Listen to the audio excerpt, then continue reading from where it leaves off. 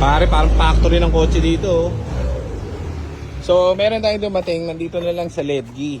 Dinala na raw to sa kung saan shop. Tayo na lang daw ang tanging solusyon ni Sir.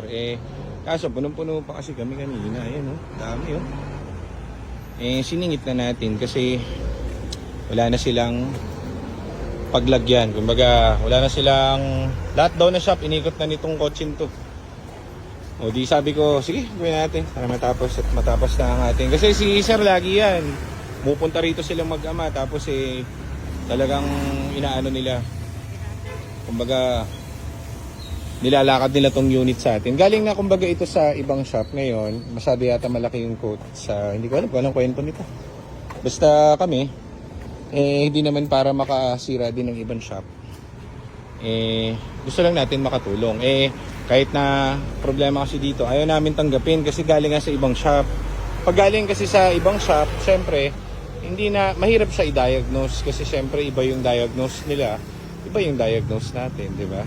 Parang ganun lang. Kaso wala pinatowing dito nung may-ari, wala na tayong magagawa.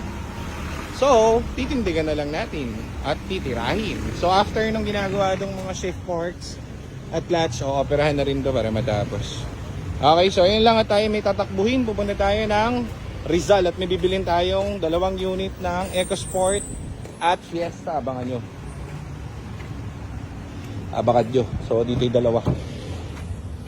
Ayan o, pukinginan to. Clickbait yung ano. Tapos kilala ko pala, lalaki nag-event. Oh, kita nyo. Ang pronta natin ay mura agad. At yan si Jared. At isa ko.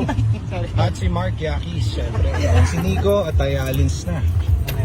So, iba-blur na lang natin yung ano niya. Sinabi niya. Alis tayo.